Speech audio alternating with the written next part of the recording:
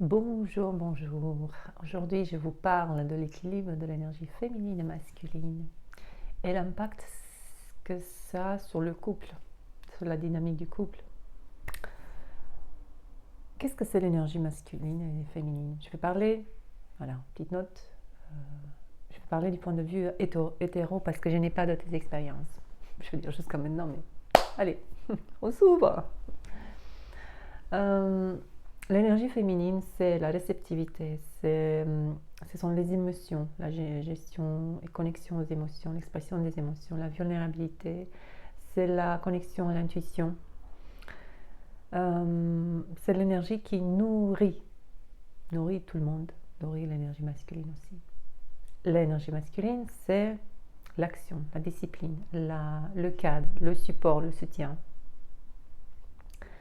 On a les femmes et les hommes ont les deux énergies. Les femmes ont un pourcentage, bien sûr, prédominant d'énergie féminine. Allez, on va dire 70%, 80%, et le reste d'énergie masculine. Pareil, les hommes ont plus d'énergie masculine. Ça, quand il y a cet équilibre en nous. Mais d'habitude, ce n'est pas comme ça. Vu l'enfance, voilà, la première femme, le premier homme dans notre vie, c'est-à-dire nos parents. Et après, les partenaires principaux dans la vie, qui reflètent bien, parce qu'il y a jamais, c'est jamais l'autre. C'est toujours l'autre qui reflète en fait où nous sommes nous aujourd'hui sur le chemin de l'évolution. Qu'est-ce que ça donne une énergie féminine déséquilibrée? Donc on peut avoir une femme qui est plus dans l'énergie masculine, donc voilà, elle va prendre plus de place dans le couple, parce que, attention, hein, c'est pas la femme, je dis pas c'est la femme ou l'homme, c'est une danse à deux. Donc si on parle des personnes qui sont en couple, chacun doit prendre sa place. Quand une place n'est pas prise, quand l'homme ne prend pas sa place, il est plutôt dans l'énergie féminine, il va attirer, parce qu'on parle d'électromagnétisme entre les personnes, c'est ça l'attraction. Et on ne va pas comprendre pourquoi on est attiré, hein, mais c'est juste des lois de la physique, voilà, il n'y a rien de mystérieux. Et donc la polarité fonctionne comme ça. Quand il y a l'énergie féminine, attire l'énergie masculine. Quand il y a excès d'énergie masculine dans une femme, c'est que l'homme qu'elle va attirer dans sa vie, elle a un excès d'énergie féminine. Au contraire, quand j'ai plus de batterie, je vais aller vite. Quand la femme, donc, elle est en excès d'énergie féminine, ça veut dire quoi? Une femme qui ne peut prendre des décisions, qui ne peut pas défendre son point de vue, qui ne prend pas de décision, se laisse un peu porter par les vagues, et c'est une éternelle fille, voilà, en recherche d'un papa. Et tandis qu'un homme qui est plus dans l'énergie féminine, donc lui aussi est déséquilibré, n'a pas pris sa place, donc c'est aussi un garçon qui est en recherche d'une maman, une recherche éternelle. Et donc chacun il va les trouver, encore une fois. Alors ce n'est pas une critique, il y a des couples qui fonctionnent très bien comme ça, et c'est très bien comme ça, et il n'y a rien de mauvais, c'est juste comprendre la dynamique. Je vais vous montrer le tarot. Je vais vous apprendre le tarot finalement. Alors le tarot, ça montre l'évolution de l'âme, surtout les premiers 21, 22 arcans majeurs montrent l'évolution de l'âme dans la vie. C'est la réincarnation, donc l'âme qui vient sur la terre. Ensuite le numéro 1, c'est le magicien, c'est la conscience, voilà. C'est la conscience qui est une seule conscience. Après, il y a la dualité, c'est la prêtresse numéro 2. Il y a le conscient, le sous-conscient. Numéro 3, c'est la mère, c'est l'empresse. 4 c'est l'empereur, c'est le papa. 5, c'est l'hiérophant, ça s'appelle, donc c'est l'éducation, l'école. Et 6, c'est le moment où l'enfant découvre qu'il a des organes génitaux, soit féminins, soit masculins. Donc il va être attiré par l'opposé. Donc lui, voilà, je découvre juste une fille. Et donc je vais être attirée par les garçons. Cette carte, quand elle apparaît, donc, elle veut dire aussi équilibre énergie féminine et masculine, et veut dire aussi un moment où on attire dans notre vie une personne qui est aussi équilibrée, à ces deux énergies équilibrées. Mais ce qui est intéressant, parce qu'on parle voilà, derrière il y a l'archange Raphaël, qui est connu à être l'archange des guérisseurs, et cette carte c'est aussi guérison, équilibre de l'énergie masculine et féminine, c'est aussi pour moi harmonisation de ces énergies à l'intérieur. Mais regardez attentivement, l'homme, il garde la femme, d'accord? Et la femme, elle garde l'archange. La femme, elle garde l'intuition à l'intérieur d'elle.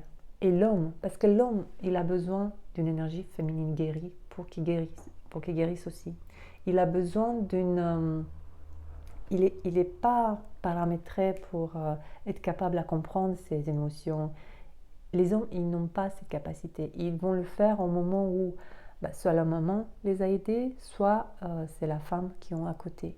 Voilà.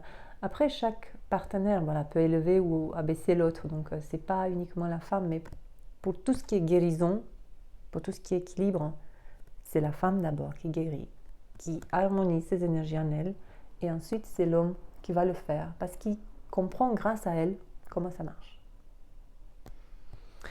Voilà, il n'y a pas comment qui le dit, on est conçu comme ça finalement. Alors, juste une petite, voilà, je finis rapidement parce que j'ai plus de batterie. De mon côté, j'ai pu voir, voilà, dans ma famille, il y avait beaucoup d'énergie masculine en excès. Je ne sais pas si c'est quelque chose de culturel, en Roumanie, il y a plus d'eux, donc je ne peux pas, hein, parce que j'ai vu aussi ici aussi des énergies, des hommes, par exemple, qui ont cette difficulté parce qu'ils n'ont pas été, voilà, il n'y a personne qui les a montré cette connexion aux émotions et cette vulnérabilité qui, quand un homme découvre ça, il découvre aussi son pouvoir, parce qu'en fait, il comprend que ce n'est pas de la vulnérabilité, c'est du pouvoir. Je vais parler demain du pouvoir. Quel est le vrai pouvoir intérieur? Une femme aussi, parce que je vais parler de moi. Donc moi, j'ai été élevée dans un milieu avec une énergie un peu masculine, un peu en excès, donc plus d'autorité, un peu trop autoritaire, beaucoup d'agressions autour de moi, des agressions verbales surtout, hein. Je n'ai pas été agressée physiquement de ce que je me souviens. Et ce qui a fait que pour moi, longtemps, ça a été une peur des hommes. J'ai eu vraiment peur de l'autre. Voilà, parce que j'ai assisté à des scènes, voilà, de violence autour de moi. Mon père, que j'admire beaucoup, qui arrive vers cet équilibre, vers 70 ans, il arrive. C'est quelqu'un que je l'ai connu toujours comme étant doux, comme étant, mais aussi autoritaire, un bon équilibre. C'est pour ça que je l'ai toujours admiré. Et donc, j'ai toujours été en admiration par rapport à mon père. J'ai toujours cherché, en fait, un peu à être comme lui. Parce qu'on a cette complémentarité, c'est une bonne énergie masculine. Donc, bien sûr que je suis en admiration par rapport au premier homme de ma vie que je connais dans ma vie, non? C'est normal. Pareil, les garçons avec les mamans, s'il y a une énergie équilibrée. Et donc, étant en admiration par rapport à mon père, longtemps j'ai été un peu plus. Mais je me suis rendu compte avec le temps que j'avais cette peur, en fait. Et j'avais cette peur des hommes parce que j'avais peur de mon énergie masculine à l'intérieur. Et ayant peur de mon énergie masculine à l'intérieur, enfin, c'est la confiance de soi, hein. J'ai déjà parlé de doute de soi, voilà, ça marche ensemble. C'est un peu, voilà, je ne me faisais pas confiance. La confiance, c'est ce soutien, c'est le support, c'est l'énergie masculine. Et quand tu as ce support à l'intérieur, je parle à l'intérieur, quand tu as ce support à l'intérieur, l'énergie féminine aussi peut s'ouvrir. Donc ça va ensemble, mais ça commence de l'intérieur. Et après, à l'extérieur, oui, certainement, par l'électromagnétisme, on va attirer quelque chose qui nous ressemble. Je ne sais pas si j'ai précisé, mais au fond de nous, nous voulons tous être à notre place. C'est quelque chose comme une quête, ça nous attire, c'est l'évolution, c'est notre évolution tout simplement. Après, il n'y a pas de relations qui sont mauvaises, il y a juste des expériences, mais il n'y a jamais l'autre. C'est toujours nous, ce sont des reflets, des miroirs de nous-mêmes. Et je vais montrer une autre carte. C'est un arcane mineur cette fois-ci, mais moi j'aime beaucoup.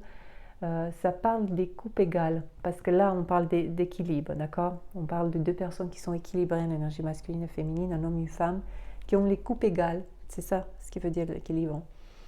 Et vous voyez, ces coupes, c'est comme un échange équitable d'énergie, de ressources, de temps. On donne. Et si vous ne connaissez pas, je vous recommande de lire Le Prophète, le poème de Gibran, Khalil Gibran, qui parle de cette coupe quand vous arrivez au chapitre sur l'amour. Et il parle du fait qu'il ne faut pas boire de la coupe de l'autre. Donc on apporte, ça ce sont deux personnes qui s'apportent de façon équitable, qui nourrissent la relation. Bon, quand cette carte apparaît dans les lectures, ça peut être voilà, une nouvelle relation, ça peut être aussi un partenariat, mais c'est assez intime et ça peut être une très belle amitié aussi. Ce sont des personnes qui vont s'aider à grandir ensemble. Voilà. Donc ça peut être l'amour, ça peut être aussi une amitié, une très belle amitié, un partenariat aussi. Je vous laisse, j'espère que ça vous a apporté des choses utiles. Allez, à bientôt!